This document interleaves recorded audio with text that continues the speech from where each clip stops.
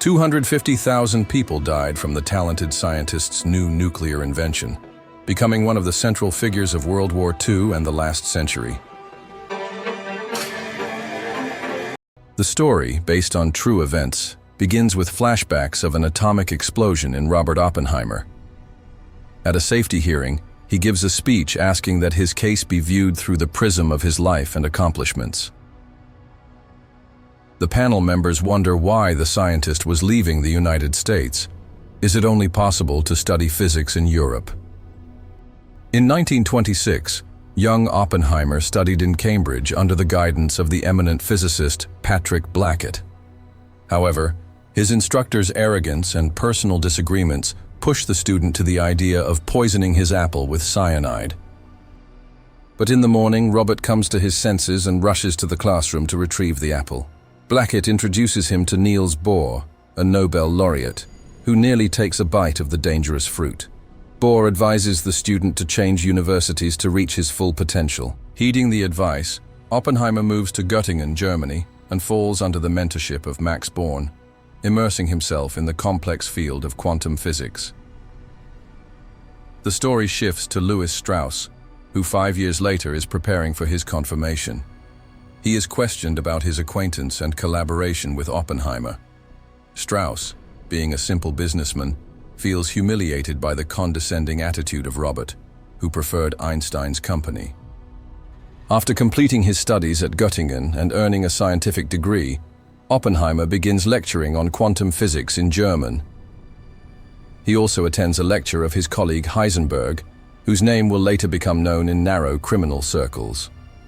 During a brief conversation, it becomes clear that Robert is returning to the United States because of nostalgia and the need to develop quantum physics in his homeland.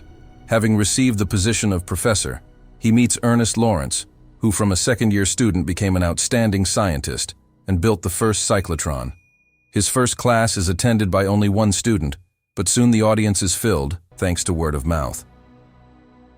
At the hearing, it becomes known that on the orders of FBI Director Hoover, the dossier on Oppenheimer began to be collected before World War II because of his political views. His entourage believed that the American government sympathized with fascists as opposed to socialists.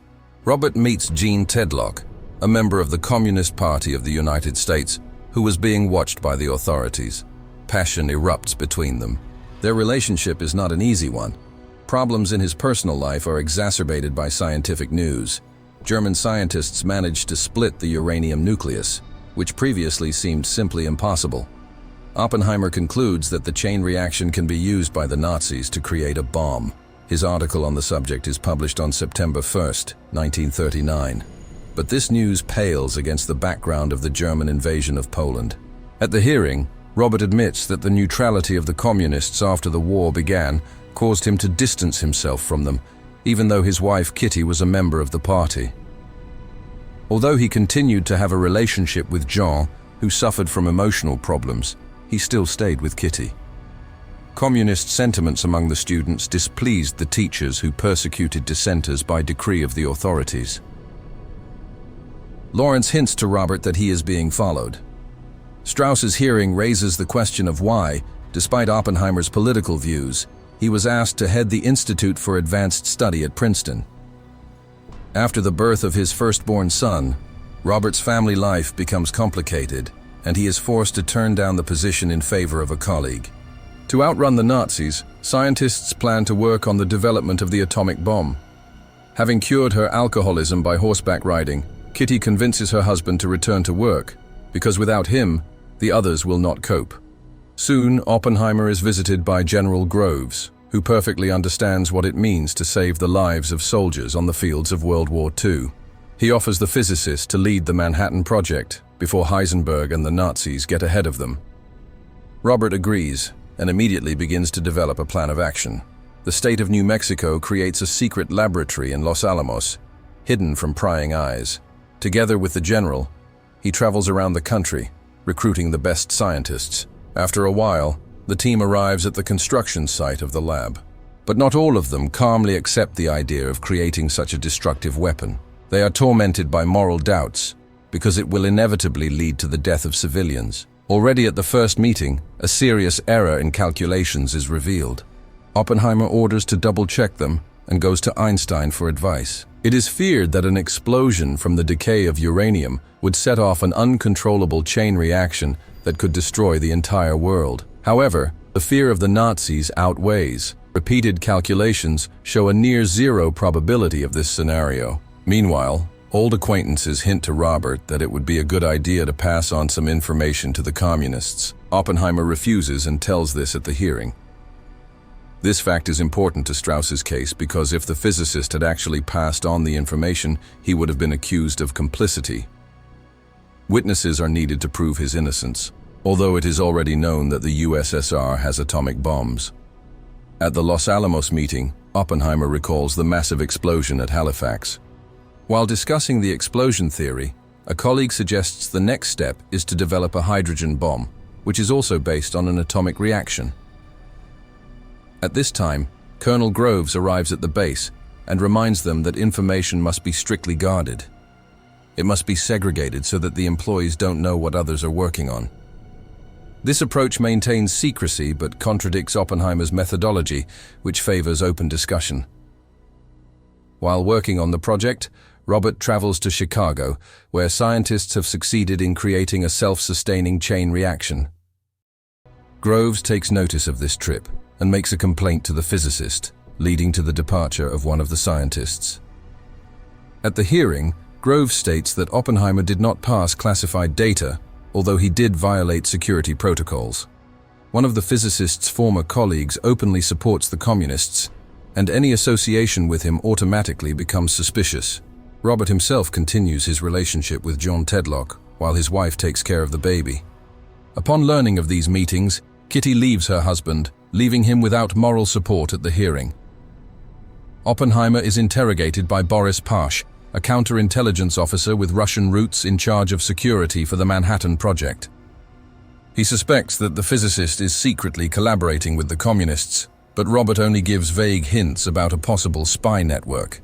Oppenheimer tells this to Groves, who sends Pash to Europe for reconnaissance to reduce pressure on the project.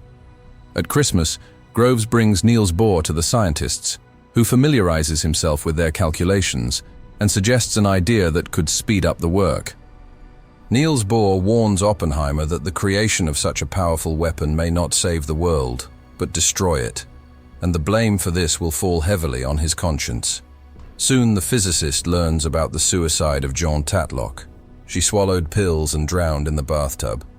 Saddened, Robert goes into the woods, where Kitty finds him, frozen.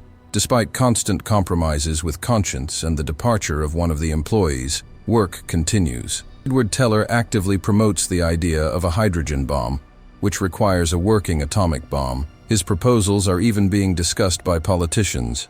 Meanwhile, fascism in Europe is living out its last days. The Russians are now becoming the main threat to the US, and even more powerful weapons are needed to deter them. Oppenheimer realizes that the creation of such an ultimatum arsenal will force the USSR to accelerate the development of its technology. The physicist meets Borden, who later accuses him of sabotaging the project, relying on the scientist's personal file transferred from the War Department. Robert addresses the students, justifying the use of the atomic bomb for the sake of a world under US control. Meanwhile, Groves and Oppenheimer prepare for the first test of the bomb, codenamed Trinity. Fuse tests and calculations of safe distances for observers are made. The Defense Department discusses a nuclear bombing of Tokyo, despite the already significant destruction from the raids. Initially, the discussion is about saving soldiers' lives, but gradually the focus shifts to the need to contain the USSR after the war. The test is decided to take place in July 1945, shortly before the Potsdam Conference, so that Truman can impress Stalin. The team speeds up preparations. Observation posts are set up. A prototype is assembled. The bomb is mounted on a steel tower. The day before, Oppenheimer personally goes up to it to realize the scale of what is happening. The explosion is scheduled for July 16th at 5:30 a.m. Worried about the possibility of a global catastrophe, Robert spends a sleepless night. Before dawn, a signal flare announces that 20 minutes remain. Scientists and military personnel take their seats as the timer counts down the final seconds. A blinding flash illuminates the sky, followed by a huge mushroom of fire. The shockwave reaches the observers, who are replaced by cheers. The test was a success. Oppenheimer is greeted as a hero, congratulating and applauding. The military begins to create new bombs for use against Japan. The general reports that Truman has only hinted to Stalin about the existence of powerful weapons. Watching truckloads of bombs, Oppenheimer begins to suffer moral doubts about the permissibility of their use against civilians. Later, he hears a radio report of the bombing of Hiroshima. The military rejoices, anticipating the imminent surrender of Japan and the end of the war. Robert does not share the general jubilation, feeling responsible for the deaths. But he does not suffer too much, showing it only for show. He speaks to the team, though his thoughts are clouded by fleeting visions. His picture ends up on the cover of Time magazine, and President Truman invites him to an audience. The president, who is used to thinking like an experienced arms dealer, expresses admiration for Oppenheimer. However, when the scientist suggests international cooperation in atomic energy, the president objects, arguing that the USSR will never develop such weapons. But if they suddenly get a chance to develop something like that, the US needs to continue to expand its atomic development. Disappointed in Oppenheimer's peaceful intentions, Truman ends the meeting. At the hearing, it becomes clear that the scientists' further activities were aimed at limiting US nuclear capabilities and refusing to build a hydrogen bomb. This leads to a conflict of interest with Strauss, who, with the help of his connections, organizes repression against friends and family of the scientist. Information is uncovered about Soviet agents working on the Manhattan Project and transmitting data. Suspicions are heightened after Oppenheimer's public speeches calling for an open dialogue with the authorities. Reviewing images of the aftermath of the atomic strike, the scientist is once again immersed in reflection. Teller reminds him that World War II has turned into a Cold War with the USSR and insists on the creation of a hydrogen bomb. However, Oppenheimer remains adamant. During the hearings on the case of Strauss, a candidate for the post of Minister of Commerce, unpleasant facts of his conflict with Oppenheimer are revealed. Using the scientist's ties to the communists, Strauss organized closed, biased hearings, which damaged the physicist's reputation and state of mind. Many of Oppenheimer's colleagues attend the hearing to give testimony that should justify the decision needed. The witness is Dr. Heal, who takes the liberty of speaking for the majority of the country's scientists and speaks out against the appointment of Strauss as minister. He states that Strauss's motives are not related to matters of national security, but are purely personal, because he organized the reprisals against Oppenheimer. If he could undermine the reputation of such a man, ordinary scientists would be even more vulnerable. On the basis of this evidence, the commission denies Strauss the appointment. Among those who disagree with his appointment is the young Senator John F. Kennedy, who denounces the unfair treatment of Oppenheimer. The final scene shows an elderly Oppenheimer being presented by the president with an award for his achievements in the energy industry, recognizing his service to the country.